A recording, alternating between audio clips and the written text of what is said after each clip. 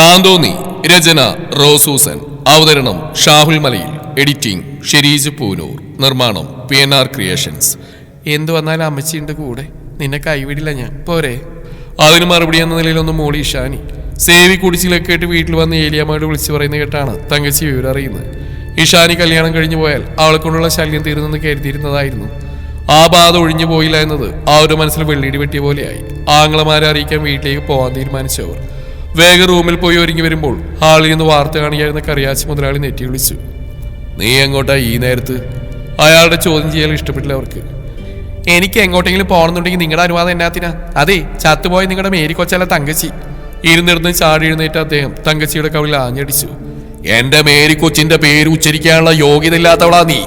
ഇന്നും മനസ്സിലൊരു നീറ്റിലായി നിൽക്കുന്ന എന്റെ മേരി കൊച്ചിന്റെ പേര് നിന്റെ ഈ പുഴുത്ത നാവുകൊണ്ടിനി പറഞ്ഞ പിഴുതെടുക്കും ഞാൻ. ആരുടെ കവിളിൽ കുത്തിപ്പിടിച്ചുകൊണ്ട് കലിയിളകിക്കൊണ്ട് മുതലാളി പറഞ്ഞപ്പോൾ പിന്നിൽ നിന്ന് ഉറക്കെ വിസിലടിച്ച സേവി. അരെ വാ, ഇപ്പഴാ എന്റെ അച്ഛനൊരാണായത്. ഇവരുടെ ഉള്ളിലെ വേഷം ഇപ്പോഴെങ്കിലും തിരിച്ചറിഞ്ഞല്ലോ. ഇനി ഇവരെ ചവിട്ടി പുറത്താക്കിയ ഈ വീടിന് ശാപമോക്ഷം കിട്ടും. നിങ്ങൾ എന്നെ തല്ലിയല്ലേ? ഇനി ഒരു നിമിഷം ഇവിടെ നിൽക്കില്ല ഞാൻ. നിങ്ങളെ പാഠം പഠിപ്പിക്കും ഞാൻ. എന്റെ തനി സ്വഭാവം നിങ്ങൾക്ക് അറിയില്ല. കാവലിൽ കുത്തിപ്പിടിച്ചിരുന്ന കറിയാച്ച മുതലാളിയുടെ കൈ തട്ടി മാറ്റിക്കൊണ്ട് ദേഷ്യത്തിൽ പറഞ്ഞവർ. ഇറങ്ങിപ്പോടി എവിടാന്ന് വെച്ചാ. എന്റെ ജീവിതത്തിൽ വലിഞ്ഞു കയറി വന്നവൻ പോരാ. നിന്റെ കാൽ ചോട്ടി കിടക്കുന്ന നായൊന്നുമല്ല ഞാൻ. ഇതുവരെ ഞാൻ നിന്നെ സഹിച്ചു. എന്ന് നീ എന്റെ ജീവിതത്തിൽ വന്നോ അന്ന് നഷ്ടമായതാ എന്റെ സ്വസ്ഥത. എനിക്ക് പ്രിയപ്പെട്ടതല്ല എന്നിൽ നിന്ന് തട്ടിപ്പറിച്ചു നീ. എന്റെ മേരിക്കൊച്ച്, എന്റെ മോൻ, ഓരോന്നായി എന്നിൽ നിന്ന് തട്ടിപ്പറിച്ചു നീ. എനിക്ക് നഷ്ടപ്പെട്ടത് ഒരിക്കലും തിരികെ കിട്ടില്ല. എന്റെ മേരിക്കൊച്ചിനെ കുറെ വേദനിപ്പിച്ചു ഞാൻ. നിനക്ക് വേണ്ടി, നിന്നെപ്പോലൊരു തേവിടിശിക്ക് വേണ്ടി. എന്റെ സ്വത്ത് മോഹിച്ചാ നീ കൂടെ കൂടിയെന്ന് മനസ്സിലാക്കാൻ വൈകിപ്പോയി ഞാൻ. എല്ലാത്തിനും സൂക്ഷിപ്പുകാരൻ മാത്രമാണ് ഞാനെന്ന് അറിഞ്ഞപ്പോ നിന്റെ കുളം ഞാൻ അറിഞ്ഞതാ. എന്നിട്ടും നിന്നെ ഞാൻ എഴുന്നള്ളിച്ച് നടന്നത് എന്റെ കഴിവ് കേടായി നീ കരുതി.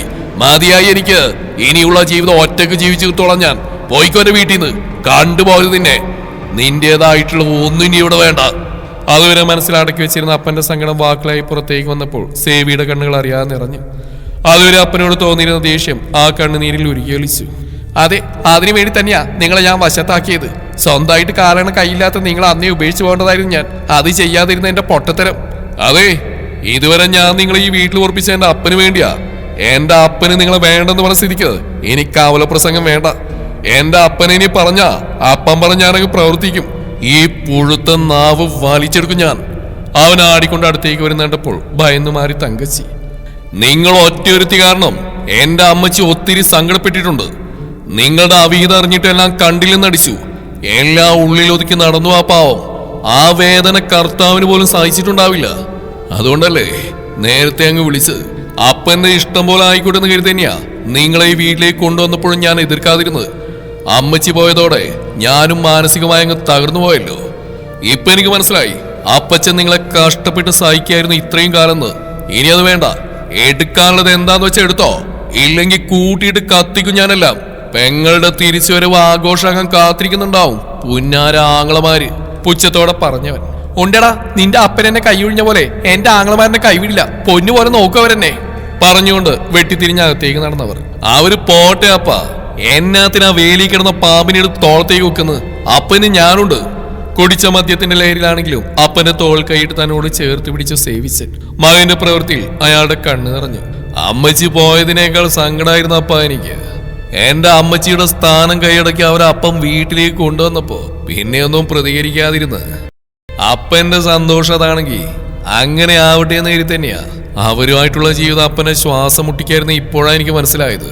ഇപ്പോഴെങ്കിലും അപ്പനത് മനസ്സിലാക്കി അവരെ പുറത്താക്കാൻ കാണിച്ച മനസ്സുണ്ടല്ലോ, പത്തരമാറ്റ് തങ്ക. അപ്പനെ നെഞ്ചിൽ തൊട്ടുകൊണ്ട് പറഞ്ഞവൻ. എല്ലാം കേട്ടുകൊണ്ടിരുന്ന ഏലിയാമ്മയുടെ ഔസേപ്പിച്ചനെയും കണ്ണുകൾ നിറഞ്ഞു. തന്റേതായ എല്ലാം വാരിപ്പെറുക്കി ബാഗിൽ നിറച്ച് തങ്കച്ചി വാശിയോടെ അവിടുന്ന് ഇറങ്ങി. ആ ഒരു പോയതിനു ശേഷമാണ് സേവി തന്റെ റൂമിൽ പോയത്. ചെന്നപാടെ കട്ടിൽ വിലങ്ങനെ കിടന്നവൻ. അങ്ങനെ കാഞ്ഞിരത്തിങ്കിൽ തറവാണ് വിഴുങ്ങിയ ബാധ ഒഴിഞ്ഞായിരിക്കുന്നു. നാവ് കുഴഞ്ഞുകൊണ്ട് പിന്നെ എന്തൊക്കെയോ പുലമ്പി കിടന്നവൻ. തങ്കച്ചിയുടെ കാറ് മുറ്റത്ത് നിന്നപ്പോൾ സിറ്റൗട്ടിൽ ഫോൺ സംസാരിച്ചുകൊണ്ടിരിക്കാൻ സിജി എഴുന്നേറ്റു. ഡോർ തുറന്നിറങ്ങി പിൻസീറ്റിൽ വെച്ചിരുന്ന ബാഗിലോരോന്ന് എടുത്തു വെക്കുന്ന തങ്കച്ചിയെ കണ്ടപ്പോൾ സിജിയുടെ മുഖം മാറി. മോളിക്കുട്ടിയെ ഒന്നിങ്ങ് വന്നേടി. അകത്തേക്ക് നോക്കി വിളിച്ചു സിജി. എടി പെണ്ണെ, നോക്കി കാതൊക്കെ എടുത്ത് എന്റെ റൂമിൽ കൊണ്ടുവെക്കടി. തന്നെ കണ്ടി നിർത്തുന്ന അനങ്ങാതെ നിൽക്കുന്ന സിജിയെ കണ്ടപ്പോൾ വിറഞ്ഞേറിയ തങ്കച്ചിക്ക് ഏടത്തിയുടെ വിളി കേട്ട് മോളൂട്ടി അവിടേക്ക് വന്നു. ഇതെന്നാ കൂടും കുറുക്കിയായിട്ട് എല്ലാം കെട്ടിപ്പെറുക്കി അവിടുത്തെ പൊറുതി മതിയാക്കി പോന്നാണോ? ഏടത്തിയുടെ കാതിൽ അടക്കം ചോദിച്ചു മോളിക്കുട്ടി. ആവോ, ആർക്കറിയാം, നീ വാ പറഞ്ഞുകൊണ്ട് മുഖത്തൊരു ചിരി വരുത്തിക്കൊണ്ട് സിജി മുറ്റത്തേക്ക് ഇറങ്ങി. അല്ല ചേച്ചി, എന്താ ഇത്രയും ബാക്കി ആയിട്ട്? സിജി ചോദിച്ചു. ഞാൻ അവിടുന്ന് ഇറങ്ങി. എവിടെ നിന്നെ കെട്ടിയോൻ? സിജിയെ നോക്കി ദേഷ്യത്തിൽ ചോദിച്ച തങ്കച്ചി. ചേട്ടായി വന്നിട്ടില്ല, ഞാൻ വിളിക്കാം, സിജി വേഗം പറഞ്ഞു. വേണ്ട, വന്നിട്ട് അറിഞ്ഞാൽ മതി.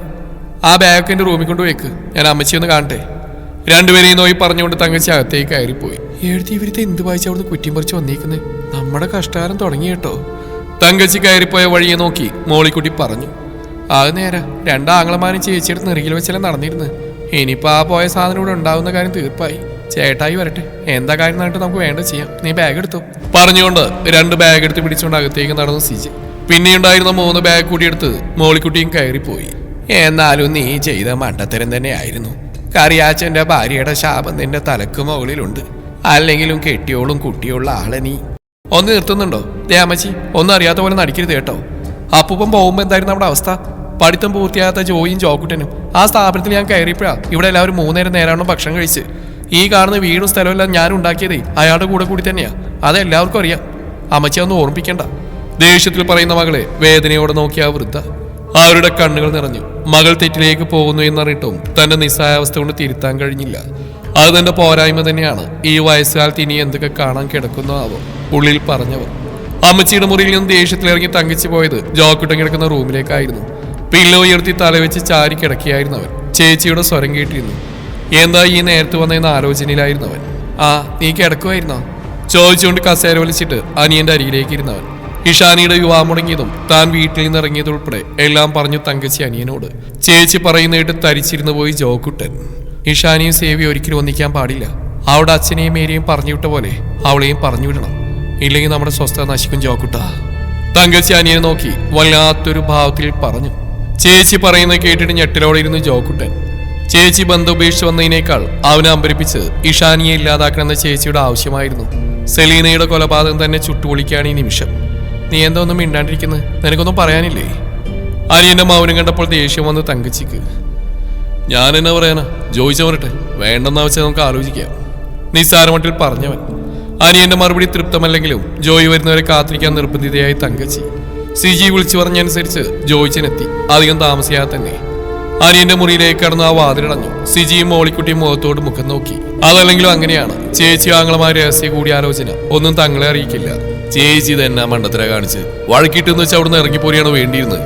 ഇനി അഥവാ പെണ്ണിനെ കെട്ടിയെടുത്തെങ്ങാനും വന്നാൽ ചേച്ചി അവിടെ ഉള്ളല്ലേ നല്ലത്. എന്നാലല്ലേ നമുക്ക് എന്തെങ്കിലും ചെയ്യാനൊക്കൂ. ഇതിപ്പോ വല്ലാത്ത പുലിവാലായല്ലോ. ആ പെണ്ണിന്റെ വിവാഹപ്പോ സമാധാനിച്ചായിരുന്നു. സേവി ഇഷാനും ഒന്നിച്ച എന്തായാലും നമുക്ക് പിടിവീഴും. മേരിയമ്മയുടെയും ചന്ദ്രശേഖരന്റെയും മരണത്തിൽ ഇതുവരെ ദുരൂഹതകളൊന്നും ഇല്ലെങ്കിൽ കൂടി അവരൊന്നിക്കുന്നത് നമുക്ക് തലവേദന തന്നെയാ. എന്തായാലും എടുത്തിയാടി ഒന്നും ചെയ്യണ്ട, ഏതുവരെ പോകും നോക്കാം. ചേച്ചി അളിയനോട് പിണങ്ങാൻ പാടില്ലായിരുന്നു. കാര്യളിയന്റെ ജീവിതത്തിലേക്ക് വലിഞ്ഞേറിയതാണെങ്കിലും ഒരു കുറവും വരുത്താതില്ലേ അളിയൻ ഇതുവരെ നോക്കിയത്. അങ്ങനെ അങ്ങ് തട്ടിത്തെറിപ്പിക്കണ്ടായിരുന്നു. ചേച്ചി അളിയനുമായി പിണങ്ങിപ്പോന്നതിൽ തന്നെ അനിഷ്ടം വ്യക്തമാക്കി ജോയിക്കുട്ടി. ഇനി അവിടെ ഒത്തുപോകാൻ പറ്റില്ലടാ. അങ്ങേര് പണ്ടത്തെ പോലെ ഒന്നല്ല, എപ്പോഴും കുറ്റപ്പെടുത്തില്ല. ഒരുമിച്ച് പോകാൻ ബുദ്ധിമുട്ടായി ഇനി അങ്ങോട്ട് പറഞ്ഞുകൊണ്ട് ആ റൂമിൽ നിന്ന് ഇറങ്ങിപ്പോയി തങ്കച്ചി. ചേച്ചിയുടെ സ്ഥിരതാമസത്തിന് വന്നാണെങ്കിൽ നമ്മുടെ മനസ്സമാനം പോകും ജോക്കുട്ട. അറിയാലോ, നമ്മുടെ പെണ്ണുങ്ങളും ചേച്ചി ഒത്തുപോകത്തില്ല. കണ്ട കാര്യം മോത്തോക്കി പറയുന്ന സ്വഭാവം ചേച്ചിയുടെ. പോരെടുക്കാൻ ചേച്ചിയെ കഴിഞ്ഞേ ഉള്ളൂ. നമ്മുടെ സ്വസ്ഥവും സമാധാനവും ഇന്നത്തോടെ തീരും. ചേച്ചി ആ റൂമിൽ നിന്ന് ഇറങ്ങിപ്പോയപ്പോൾ അനിയൻ നോക്കി സ്വകാര്യം പറഞ്ഞ് ചോദിച്ചു. ചേച്ചി അങ്ങനെ കൈയൊഴിയാനും പറ്റത്തില്ലല്ലോ. നമുക്കൊക്കെ വേണ്ടിയല്ല ചേച്ചി അന്ന് അങ്ങനെയൊക്കെ പ്രവർത്തിച്ച്. എന്തായാലും കുറച്ച് ദിവസം നിൽക്കട്ടെ. മനസ്സുമാരിയാളിനോട് ക്ഷമ പറഞ്ഞ് ചേച്ചി തിരികെ പോയാലോ? പ്രതീക്ഷയോടെ പറഞ്ഞു ജോക്കുട്ടൻ. ഹോ, എനിക്കൊന്നും വലിയ പ്രതീക്ഷ ഒന്നുമില്ലടാ. ചേച്ചി വാശി കാണിച്ച് ഇറങ്ങിപ്പോകുന്നാണെങ്കിൽ ഒരിക്കലും തിരിച്ചു പോകത്തില്ല. ശരിയാണെന്ന് കുളിച്ചു വരാം പറഞ്ഞുകൊണ്ട് ജോയി റൂമിൽ നിന്ന് ഇറങ്ങി. ആളും ആരും ഒഴിഞ്ഞ ഉത്സവപ്പറം പോലെയാണ് ഇഷാനിയുടെ വീട്. ഉണ്ടാക്കിയ സദ്യയൊക്കെ കുറച്ച് മാറിയുള്ള അനാഥാലയത്തേക്ക് കൊണ്ടുപോകാനുള്ള ഏർപ്പാട് മെമ്പർ ശിവരാമൻ ചെയ്തുകൊണ്ട് സദ്യ വേസ്റ്റായില്ല. അത്താഴം കഴിഞ്ഞ് കിടന്ന് അമ്മയും മക്കളും. കിടന്നിട്ട് ഉറക്കം വന്നില്ല ഇഷാനിക്ക്. അവളുടെ മനസ്സ് മുഴുവൻ മേരിയമ്മ പറഞ്ഞ കാര്യങ്ങളായിരുന്നു. സേവിച്ചിനെ അങ്ങോട്ട് പിടികിട്ടുന്നില്ല. അന്ന് ആൻസി പറഞ്ഞോ പ്രവർത്തിച്ചോ വെച്ച് നോക്കുമ്പോൾ ശരിക്കും സ്ത്രീലമ്പനാണ് സേവിച്ചൻ.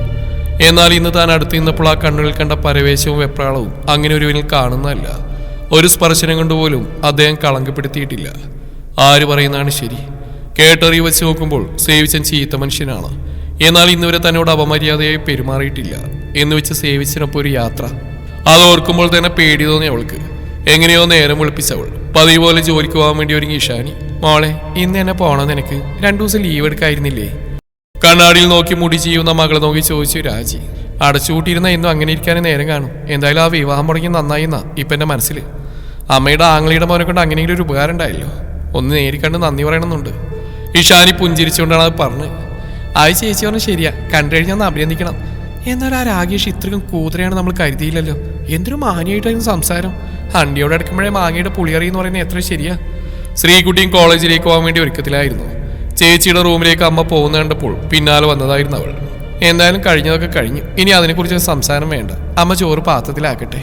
മോളെ, ഒരു കാര്യം പറയാൻ മറന്നു. ഇത്രയും സ്വർണം വീട്ടിൽ വെക്കുന്ന ഇപ്പോഴത്തെ കാലത്ത് നല്ലതല്ല. നീ പോകുന്ന വഴിക്ക് ബാങ്കിൽ കയറിയിട്ട് സ്വർണം വെച്ചിട്ട് പോയാൽ മതി. നിങ്ങളൊക്കെ പോയി കഴിഞ്ഞാൽ ഞാൻ തനിച്ചായി ഇവിടെ. ആരെങ്കിലും എന്തെങ്കിലും ചെയ്തിട്ട് പോയാൽ നമ്മുടെ സമ്പാദ്യം മുഴുവൻ പോവും. ലോക്കറിന്റെ പൈസ പോയാലും വേണ്ടിയില്ല, ഇന്ന് തന്നെ ചെയ്യണം. രാജിയമ്മ പെട്ടെന്ന് ഓർമ്മ വന്ന പോലെ പറഞ്ഞു. അമ്മേ, ബാങ്കിൽ കയറി ബാങ്കിൽ കാര്യങ്ങളൊക്കെ ചെയ്ത് പോകുമ്പോഴേക്കും വൈകും ഓഫീസിലെത്താൻ. അമ്മ ഒരു കാര്യം ചെയ്യും, നമ്മുടെ മണിമോനെ വിളിക്കുക. അവൻ്റെ ഓട്ടോയിൽ പോയാൽ മതി. അമ്മയെ മാനേജർക്കും അറിയാവുന്നല്ലേ. ഇഷാനി പറഞ്ഞതിനൊന്ന് മൂളിക്കൊണ്ട് രാജിയമ്മ അടുക്കളയിലേക്ക് പോയി. മകൾക്കുള്ള ചോറ് പാത്രത്തിലാക്കി എടുക്കുമ്പോഴേക്കും രണ്ടുപേരും വന്നിരുന്നു. കഴിക്കാനുള്ളത് 2 പ്ലേറ്റിലെടുത്തു ഇഷാനി. അമ്മ ഇപ്പോൾ കഴിക്കുന്നുണ്ടോ? എടുക്കട്ടെ ഞാൻ? എടുത്തേ ചേച്ചി.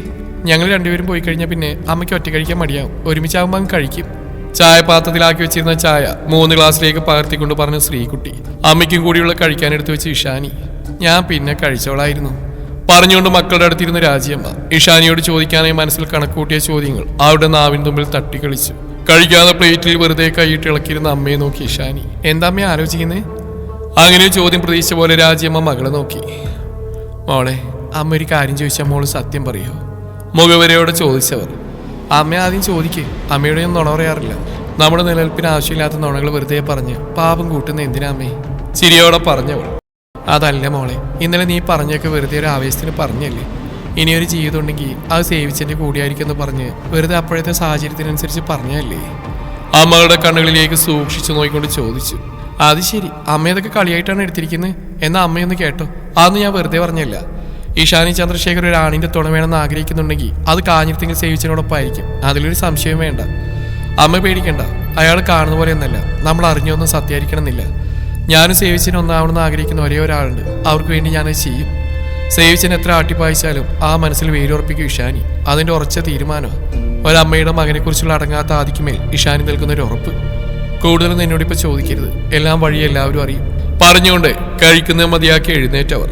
ഈ സമയം ഓഫീസിലേക്ക് പോകാനുള്ള തയ്യാറെടുപ്പിലായിരുന്നു സേവിയും. ചുണ്ടിലൊരു മൂളിപ്പാട്ടോടെ തേച്ചു മടക്കി വെച്ച വെള്ള ജുബയും മുണ്ടുമുടുത്ത് ധരിച്ചവൻ. കഴുത്തിലെ കൊന്തമാലയൊന്നും നേരെ ഇട്ടുകൊണ്ട് കയ്യിൽ വാശി കെട്ടി മുടിയും താടിയും ചെയ്യി സെറ്റാക്കി റൂമിൽ നിന്ന് പുറത്തേക്ക് ഇറങ്ങി. അവനെ കാത്തുന്ന പോലെ ഇരിക്കുകയാണ് കറിയാച്ച മുതലാളി. ഇങ്ങനെ ഇത് പോയില്ലേ മനസ്സിൽ പറഞ്ഞുകൊണ്ട് സ്റ്റെയർ ഇറങ്ങി സേവിച്ചൻ. മോനെ, അപ്പനൊരാഗ്രഹം. ഇന്ന് നിന്റെ ജീപ്പിന്റെ മുമ്പിലിരുന്ന് കവല വരെ പോണം. അപ്പനും മകനും ഒന്നായത് ഈ നാട്ടുകാരൊക്കെ ഒന്ന് കാണട്ടെ. ചിരിച്ചുകൊണ്ട് ഉത്സാഹത്തോടെ എഴുന്നേറ്റ അയാൾ. അപ്പന്റെ പണ്ടത്തെ ഉത്സാഹവും ചുറുചുറുക്കും തിരിച്ചു വന്ന പോലെ തോന്നി സേവിച്ചന്. അതുകൊള്ളാലോ, ഇനി എന്റെ അപ്പന്റെ ഏതാഗ്രഹവും സാധിപ്പിച്ചു തരും ഈ സേവിച്ചൻ. അപ്പം പറഞ്ഞത് നേരാ. നമ്മൾ തെറ്റിയെന്ന് ആഘോഷിച്ച കുറെ ചെറ്റകളുണ്ട്. അവന്മാരൊക്കെ ഒന്ന് കാണട്ടെ. ചായ കുടിച്ചേച്ചും പോവാം ഏലിയാമ്മച്ചി പറഞ്ഞപ്പോൾ അപ്പനും മകനും കൂടി ഒന്നിച്ചിരുന്ന് കഴിക്കാൻ. തന്റെ വലതുവശത്തായി സേവിയിരിക്കുന്ന കണ്ടപ്പോൾ അപ്പന്റെ കണ്ണു നിറഞ്ഞു. പാലപ്പം മട്ടൻ സ്റ്റൂവിൽ മുക്കി ആദ്യത്തെ പിടി അവന് നേർക്ക് നീട്ടിയ അയാൾ. വർഷങ്ങൾക്ക് ശേഷം അപ്പന്റെ കൈ കൊണ്ട് ഒരു ഉരുള. സേവിയുടെ കണ്ണുകളിൽ നീർമുത്തുകൾ തിളങ്ങി. അപ്പൻ നീട്ടി ഉരുള വാങ്ങാൻ വാ തുറന്നപ്പോൾ അവന്റെ ശരീരമൊന്നും ഉലഞ്ഞുപോയി. മോനെ, അപ്പന് തെറ്റുപറ്റിയടാ. നീ അപ്പനോട് ക്ഷമിക്കേ. അത് പറയുമ്പോൾ അപ്പന്റെ സ്വരവും ഡെറിപ്പോയിരുന്നു. എന്തായാലും ഇപ്പോഴെങ്കിലും മനസ്സിലായല്ലോ. അത് മതിയപ്പ. പോയ വർഷങ്ങളും നമുക്ക് തിരികെ പിടിക്കാൻ കഴിയില്ലെങ്കിലും ഇനി എത്ര നാള് നമുക്കുണ്ടെന്നും അറിയില്ല. എന്നാലും ഇനിയുള്ള കാലം നമ്മൾ ഒന്നായിരിക്കും. തന്റെ മുന്നിലിരുന്ന പ്ലേറ്റിൽ നിന്ന് ഒരു ഉരുള വാങ്ങി അപ്പന്റെ വായിലേക്കും വെച്ചു കൊടുത്ത് സേവി. എല്ലാം കണ്ടു നിന്ന ഏലിയാമ്മച്ചി നിറഞ്ഞ കണ്ണുകൾ തുടച്ചു. കഴിച്ചെഴുന്നേറ്റ് പോവാനിറങ്ങി ഇരുവരും. സേവിയുടെ ജീപ്പിന് മുൻസീറ്റിലേക്ക് അഭിമാനത്തോടെ കയറിയിരുന്ന കറിയാച്ച മുതലാളി. എന്നാ പിന്നെ പോയേച്ച് വരാലിയോ? അപ്പൻ കയറിയിരുന്നപ്പോൾ തലയിരിച്ചൊന്ന് ചോദിച്ചവൻ. പോവാം. കാവലിയിലെത്തിയ മാതാവിന്റെ കുരിശടിയിലൊന്ന് നിർത്തിയേക്കണം. ഒരു കൂടും മെഴുകുതിരി കത്തിച്ചേച്ചും പോവാം. പുതിയ തുടക്കം മാതാവിന്റെ അനുഗ്രഹത്താൽ പ്രകാശിതമാട്ടെ ഇനി അങ്ങോട്ട്. മുതലാളി നല്ല സന്തോഷത്തിലായിരുന്നു. വഴിതെറ്റിപ്പോയ കുഞ്ഞാട് തിരികെ വന്ന സന്തോഷമായിരുന്നു അയാൾക്കപ്പോൾ. കവലയിൽ മാതാവിന്റെ കുരിശടിയിൽ നിന്ന് കുറച്ചു മാറ്റി നിർത്തി ജീപ്പ്. ഡ്രൈവിംഗ് സീറ്റിൽ നിന്നിറങ്ങി മുണ്ടൊന്ന് ശരിയാക്കി അപ്പന് ഇറങ്ങി വരുന്നത് നോക്കി അവൻ. കവലയിലെ ചായക്കടയിരുന്ന പലരും ആ കാഴ്ച കണ്ട് അന്തം വിട്ട് എഴുന്നേറ്റു. ദേവിയുടെ പണ്ടമ്മണയ സ്ഥാപനത്തിൽ നിന്ന് പുറത്തേക്ക് വന്ന സിബി ആ കാഴ്ച കണ്ട് അകത്തേക്ക് തന്നെ വലിഞ്ഞു. ദേവിച്ച കാഞ്ഞിരത്തിങ്ങൽ കറിയാച്ചനും മോനും ഒന്നിച്ച് ജീപ്പിൽ വന്നിറങ്ങിയേക്കുന്നു. സിബി അതിശയത്തോടെ പറഞ്ഞപ്പോൾ ദേവി അന്താളിച്ചുകൊണ്ട് നോക്കി. നേരാണോടാ ചോദിച്ചുകൊണ്ട് ഇരുന്നിടന്ന് എഴുന്നേറ്റവൻ സ്ഥാപനത്തിൽ നിന്ന് പുറത്തേക്ക് വന്ന് നോക്കുമ്പോൾ അപ്പനും മോനും കൂടി കുരിശടിയുടെ തൊട്ടുള്ള ചെറിയ കടയിൽ നിന്നും മെഴുകുതിരി വാങ്ങി തിരിയുന്നതാണ് കണ്ടത്. ഡേവിയുടെയും സിബിയുടെയും നോട്ടം തങ്ങളിലാണെന്ന് കണ്ട് സേവി അവന്റെ മുഖത്തൊരു ചിരി വിടന്നു. അപ്പനും മകനും കൂടി കുരിശയുടെ താഴേക്ക് പോകുന്നു. രണ്ടുപേരും ഒന്നിച്ച് മെഴുകുതിരി കത്തിക്കുന്നു കണ്ടപ്പോൾ ചിലരുടെ മുഖങ്ങളിൽ അമ്പരപ്പായിരുന്നു. എന്തായാലും നല്ലൊരു കാഴ്ച നമ്മൾ കണ്ടു. ചായക്കടക്കാരൻ അബ്ദു നിറഞ്ഞ മനസ്സോടെ പറഞ്ഞു. അപ്പനും മോനും തള്ളിപ്പിരിഞ്ഞാണല്ലോ ഒറ്റ രാത്രി കൊണ്ടെന്നാ സംഭവിച്ച്. ആ തങ്കച്ചി ഇവിടെ ഇല്ലേ? അവരായിരുന്നല്ലോ ഇവരുടെ ശത്രുതക്കുള്ള മുഖ്യ കാരണം. ഡേവി സംശയം ചോദിച്ചു. അവരുടെ പോന അട്ട പിടിച്ച പോലെ മുതലാളി അള്ളിപ്പിടിച്ചല്ലേ, പെട്ടെന്നൊന്നും പിടിവിട്ടു പോകത്തില്ല, സിബി പറഞ്ഞു. മെഴുകുതിരി കത്തിച്ച് പ്രാർത്ഥിച്ച് നീട്ടിയൊരു കുരിശ് വരച്ച് സേവി തിരിഞ്ഞടന്നു. തുടരും ഈ കഥയുടെ ബാക്കി ഭാഗം നാളെ ഇതേ സമയം.